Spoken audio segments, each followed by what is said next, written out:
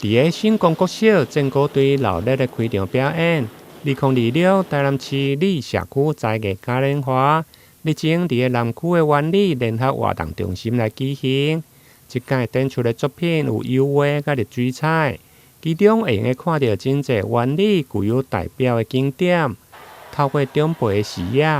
展現出灣里的魅力，同時嘛展現社區共學的成果。這一次的展覽就是透過社區的長輩跟孩童共同創作啊，展現現在的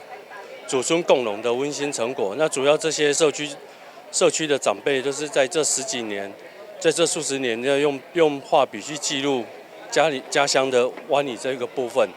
那有包含漁村啊、跟公園，還有二仁溪的河岸的風光，每一幅都是長輩自身的生命經驗跟情感描述。